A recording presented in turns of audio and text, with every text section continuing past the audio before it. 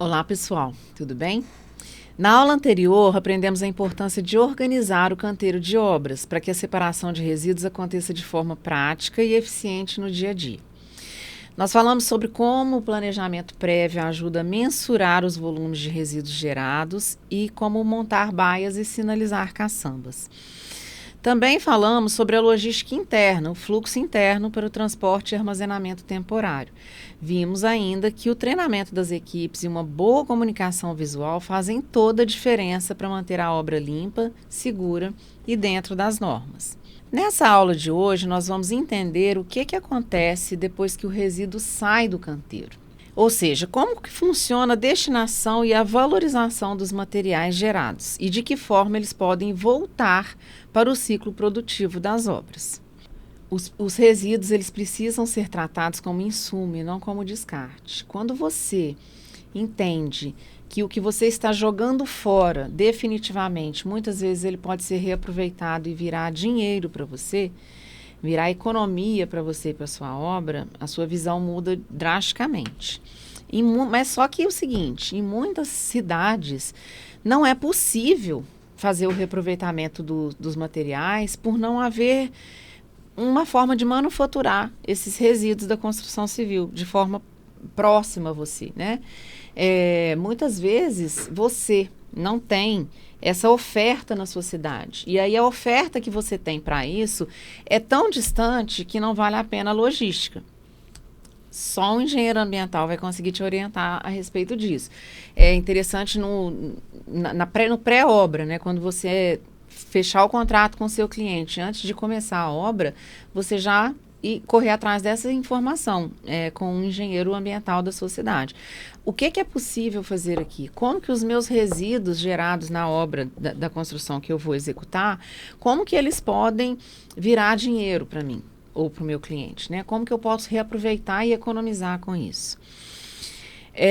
O descarte correto, quando ele não está próximo a você, ele fica muito oneroso. E aí, realmente, você não tem outra solução a não ser mandar para o aterro de inertes, né? Mas você tem que ter esse olhar. Você tem que procurar sobre essa informação. Muitas vezes, você começou a fazer uma obra e ela não tem essa forma. Mas durante a obra ou na sua próxima, você já vai ter essa forma de reaproveitamento de resíduos dentro da sua cidade. Porque esse tipo de inovação, de empresa que está inovando nessa área, né, de reaproveitamento de obra, tem aumentado muito. Em todas as cidades, vou falar pelo Paraná, tá? Do Paraná a gente observa muito isso. Porque é um nicho que dá um retorno econômico muito bom. Então, tem vários locais, várias cidades que, se ainda não tem, procura saber que próximo, daqui em breve, pode ser que já esteja implantado algum tipo de indústria para isso. Então, você já se apega a essa informação com o seu engenheiro ambiental e já começa a pensar. Eu vou deixar, ao invés de eu jogar isso fora, contratar uma caçambeira que vai levar isso para o inerte, para o aterro de inertes da minha cidade, eu vou começar a desviar esse resíduo para uma indústria que vai me gerar um valor. Isso vai valorizar o seu material. E o engenheiro ambiental é a melhor pessoa, tá, gente, para te dar essa informação. Muitas vezes o arquiteto ou o engenheiro civil, eles não têm essa informação.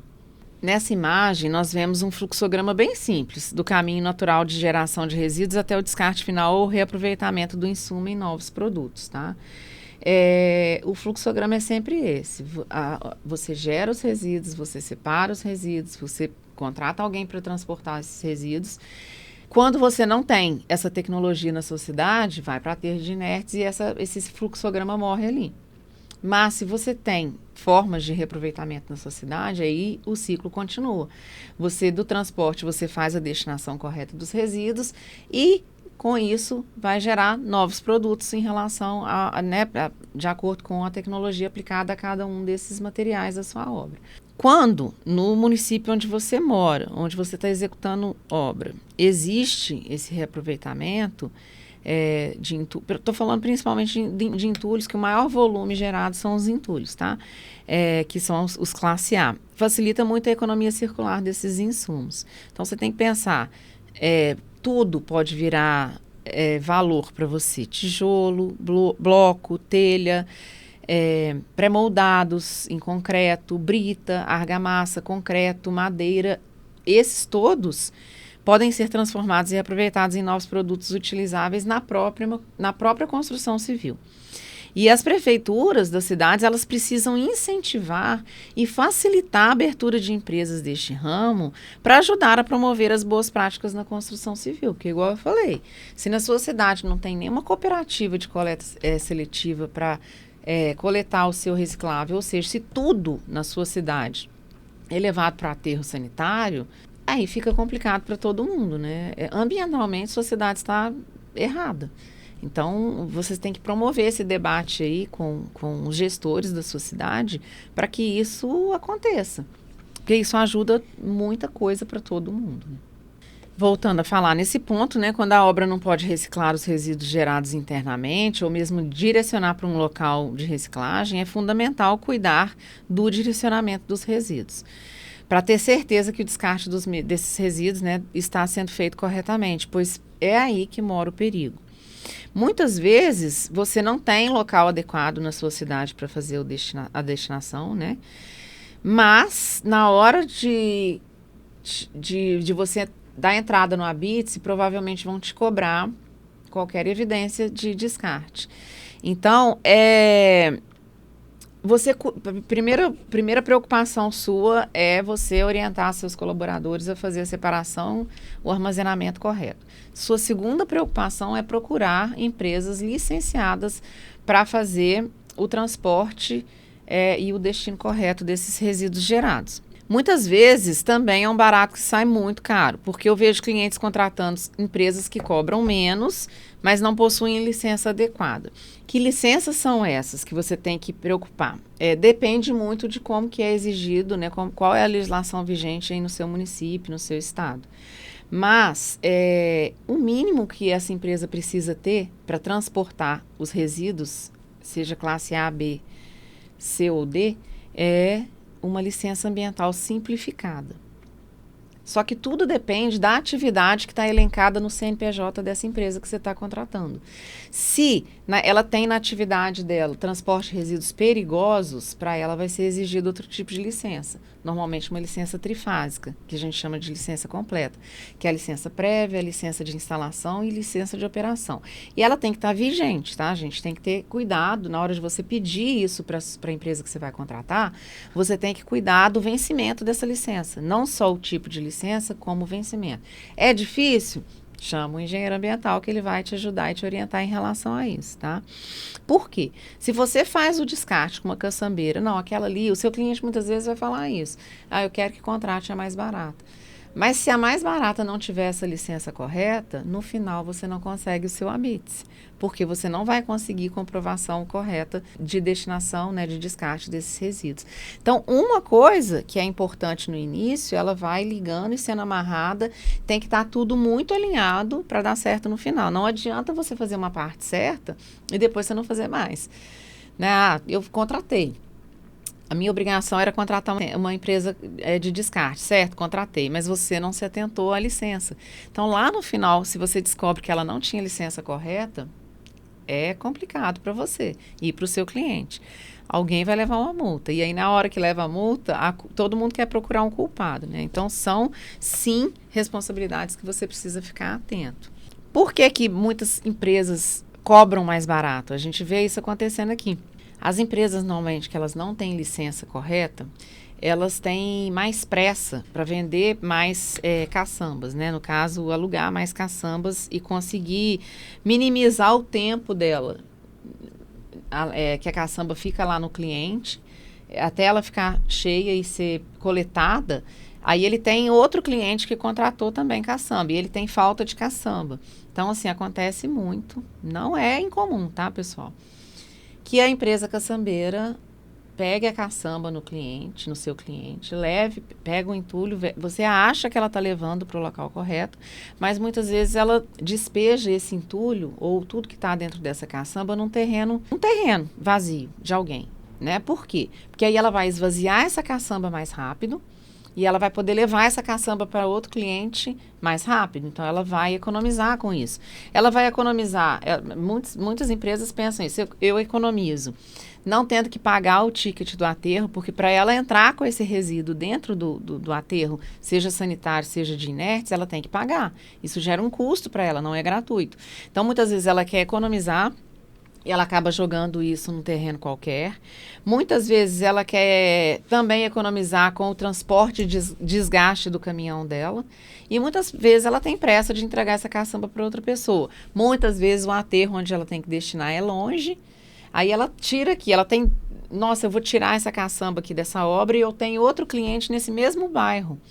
Eu vou pegar essa caçamba, vou despejar em algum lote vazio e já já eu resolvo o problema desse outro cliente aqui. Eu ganho tempo e ganho dinheiro.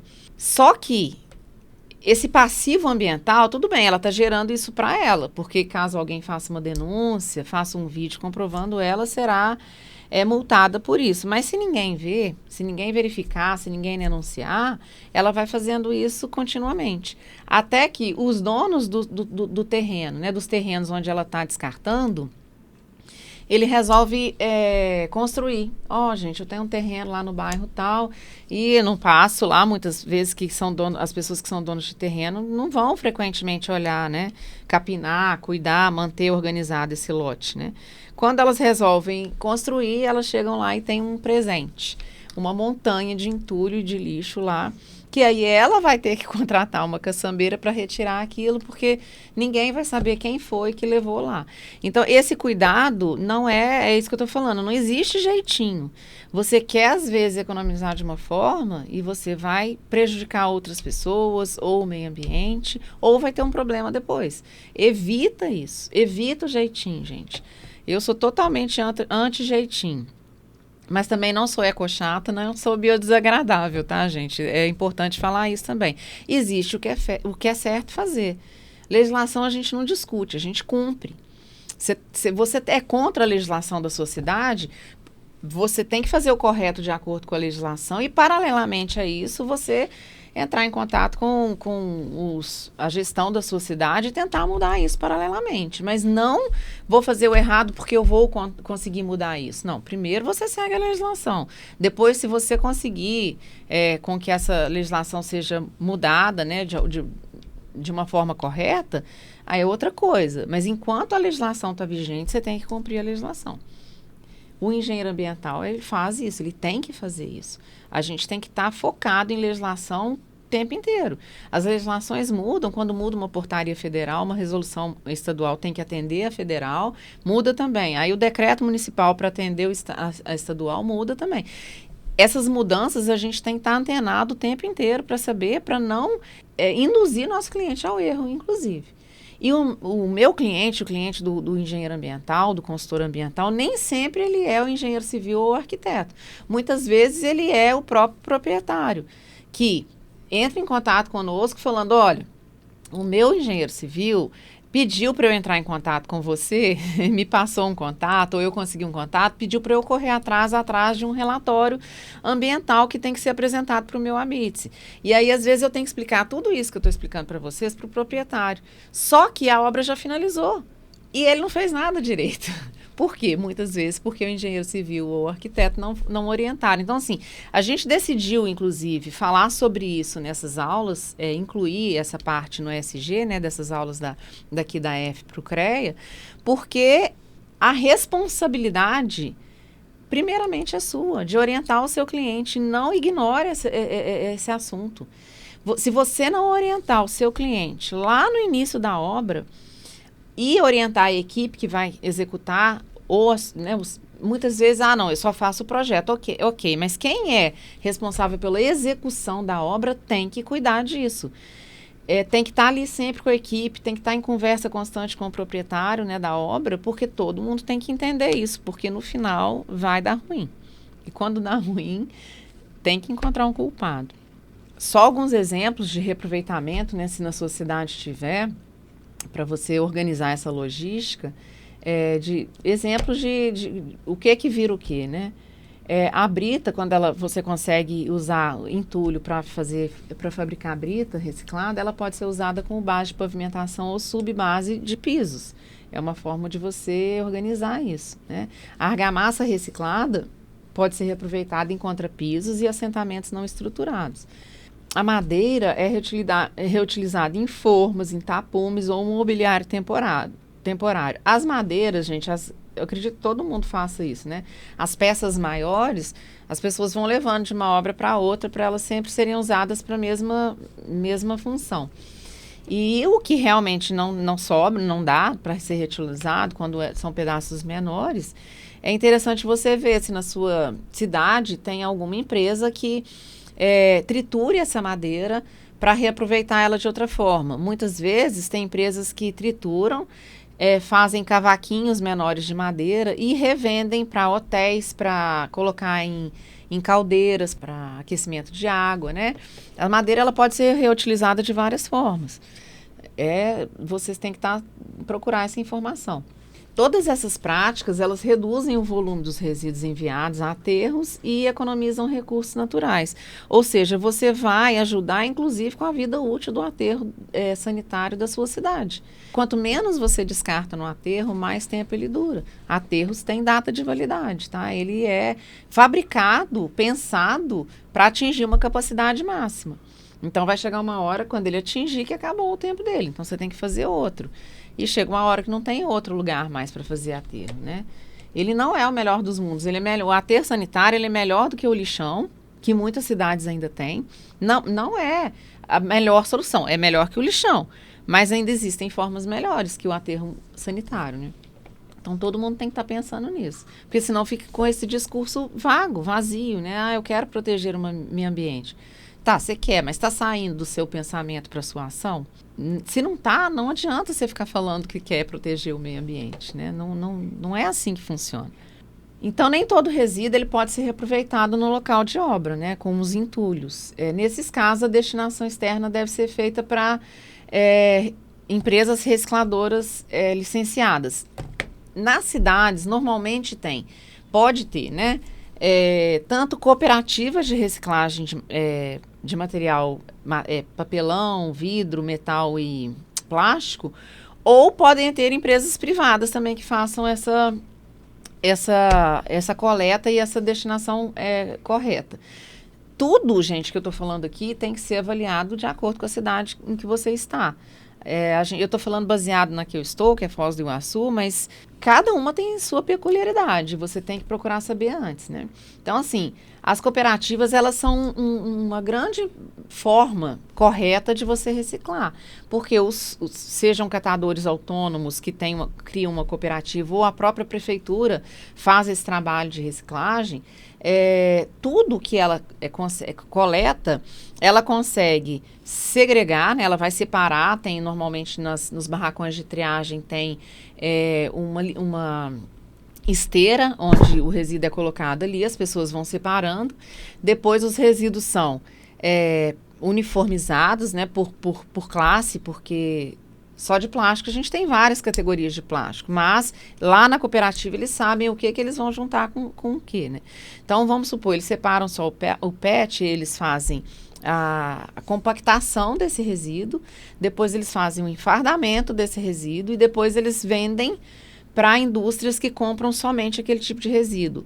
Não é toda empresa que compra todo tipo de plástico. Tem empresa que só compra o PET. Tem empresa que só compra o poliuretano. Tem empresa que só compra papelão. Tem empresa que compra papelão e papel comum. Então, quem tem que saber disso é a cooperativa. Você só basta separar esse resíduo dos demais. Você não pode deixar esse resíduo junto com o entulho, junto com o resto de poda, junto com grama, com terra, com orgânico, com rejeito. Não pode. Isso tem que estar separado, né? Olha, os resíduos classe D, que são os perigosos, eles vão para aterros industriais. Então, tem que procurar saber o que você tem aí na sua cidade, né? Você tem aterro industrial? Não tem? Às vezes, o mais próximo de você fica a 140. Normalmente, as empresas que coletam e destinam esse tipo de resíduo não são gratuitas, tá?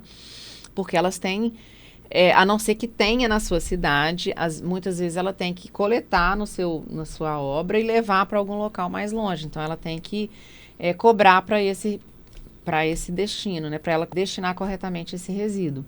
A tinta, gente, as latas de tinta, uma das facilidades que você tem que ver aí na sociedade, é se quem vende a tinta para você, tô falando de tinta à base de óleo ou solvente, né, thinner, que aí esses são perigosos, são classe D perigosos. Você tem que ver se eles vendem e eles recebem de novo o material vazio para logística reversa. Se você tem isso, é uma excelente solução. Porque aí você fica tranquilo sabendo que essa empresa que está vendendo, ela está recebendo esse material e fazendo a logística reversa, já é uma pulga a menos na sua orelha, né? As lâmpadas, pilhas e baterias, lixo eletrônico muitas vezes, também costuma as cidades ter, ou a prefeitura estimula isso, né? Às vezes faz campanha 2, 3 vezes no ano para você fazer esse tipo de descarte. Pilhas, normalmente você vai em bancos ou em associação comercial da sua cidade, eles têm ponto de coleta disso e você pode destinar lá. Lâmpadas também, muitos mercados têm ponto de coleta, então você tem que buscar isso. Só que você tem que ver se na sua cidade aceitam somente que você descreva que foi destinado para esses locais e cita os locais, ou se vão exigir, se o órgão fiscalizador vai exigir uma comprovação. Se exigir comprovação, quando você levar a lata para o local que você compra, ela tem que te dar um documento, seja no CNPJ ou no CPF, independente de... No nome de quem a pessoa vai sair o relatório para o ABITSE, né? Essa pessoa destinou uma quantidade X do item tal, assina e te dá e você arquiva esse documento, que ele vai ser usado lá no final, tá? A telha de amianto, no caso, eu até coloquei ela aqui porque ela realmente não tem jeito, ela é aterro industrial mesmo, não tem outra forma. Para garantir a rastreabilidade e a conformidade legal, a gente tem que falar agora sobre a cadeia de resíduos gerados.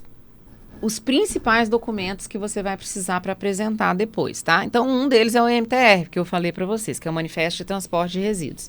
De acordo com a Portaria Federal de 280 de junho de 2020, ela veio para mudar a maneira de transportar praticamente tudo no Brasil, tá? Então, desde 2021, que foi quando ela começou a ser implantada em janeiro de 2021, exigida de fato, né? Tudo que é transportado precisa ser registrado para facilitar o rastreio. Então, as formas são MTR, nota fiscal de destinação, CDF, que é o certificado de destinação final. Algum documento você tem que ter para comprovar que você fez a destinação correta desse resíduo gerado na obra que você está executando ou que você é o proprietário, né? Tem muitos locais que aceitam a nota fiscal da empresa, somente a nota fiscal, não aceitam... não precisam, não exigem que seja colocada a descrição e o tipo. Aqui em Foz do Iguaçu, por exemplo, a Secretaria de Meio Ambiente, ela exige que tenha, no documento, tenha descrito lá que tipo, a quantidade, separado para cada itemzinho. Então, aqui a gente normalmente pede para as empresas de caçamba o CDF. Porque o MTR, quem tem que emitir o MTR, e você faz isso entrando num site, fazendo um cadastro, que é o CNIR, que ele é nacional, tá? Federal e nacional, né? Você faz um cadastro como gerador. Quem preenche e emite o MTR é quem gera o resíduo. No caso, quando o resíduo sai da obra, ele teria que sair... O motorista que leva e transporta o resíduo, ele tem que acompanhar, o resíduo tem que sair acompanhado do MTR. Quando chega e ele descarta, quem faz o descarte emite o CDF. É uma informação amarrada. O CDF, o MTR, quem gera o resíduo, e o CDF emite quem recebe e destina o resíduo, tá? Então, assim, tem que ver o que é mais prático para você aí na sua cidade para ser utilizado. Isso tudo, gente, quem vai saber te informar vai ser o engenheiro ambiental, que vai acompanhar e vai fazer o relatório no final da sua obra. Porque muitas vezes essa linguagem, né, a gente fala que é uma fraseologia utilizada muito pelos engenheiros. E muitas pessoas preferem. Fala, Lívia, você entra em contato comigo para a empresa caçambeira e pede o que você precisa? Lívia, você entra em contato com isso aqui e consegue para mim? Por quê? Porque não é um hábito, né, do engenheiro civil ou do arquiteto falar sobre isso. Então, muitas vezes você vai passar o contato do seu engenheiro ambiental para ele resolver isso para você. Ou não, ou você já vai deixar tudo organizadinho e resolver, né? E você vai apresentar tudo bem certinho no final o relatório bater certinho com tudo que você fez. Então, são esses documentos, né, que a gente vai exigir aí de vocês no final.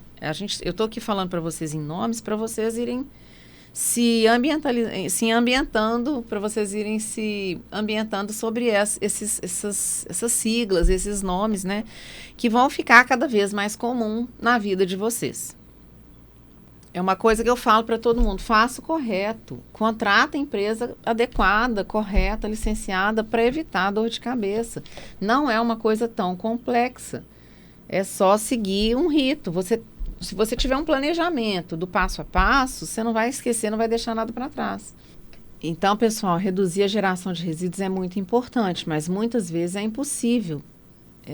Você se preocupar com o descarte correto dos resíduos é imprescindível. Depende somente de você. Você tem que ver, igual eu falei várias vezes, o que é ofertado para você na sua cidade, tá? Mas é importante que você faça. Aí não adianta nada, gente, eu ficar falando para vocês que funciona, que economiza, se eu não der um fato, não trouxer um fato para vocês. Então, vou dar um exemplo prático aqui. Uma construtora no Paraná, ela implementou uma central de triagem e britagem no canteiro. E com isso, ela conseguiu reduzir em 40% o volume destinado aos aterros da cidade dela, né? Economizou em até 25% nos custos de base de pavimentação e ainda obteve um certificado de destinação ambientalmente correto pela prefeitura dela e conseguiu com isso usar esse selo, digamos assim, né, que ela conseguiu da prefeitura. Ela conseguiu participar de licitação pública, porque tem grandes construtoras, grandes obras que só contratam construtoras menores se ela tiver comprovação dessa eficiência de resíduos. Então, a empresa conseguiu se valorizar muito mais com isso, né? Isso realmente trouxe um valor para ela que ela não tinha antes. Você pode me falar, é complexo, a minha obra é pequena, eu faço gestão só de obras pequenas, ok. Mas, para você ver o tanto que é importante você fazer o reaproveitamento do material e utilizar isso para o seu marketing, né? O marketing da sua empresa. É um exemplo claro de que gestão de resíduos também é gestão de resultados. E, novamente, eu falo para vocês que destinar bem é construir com responsabilidade. A responsabilidade não é de uma pessoa só, ela é de todos. Então, agora que já sabemos como destinar e valorizar os resíduos da construção civil corretamente, nossa próxima etapa será entender como medir esses resultados e integrá-los à gestão ESG das empresas. Eu conto com vocês na próxima aula. Obrigada. Até breve.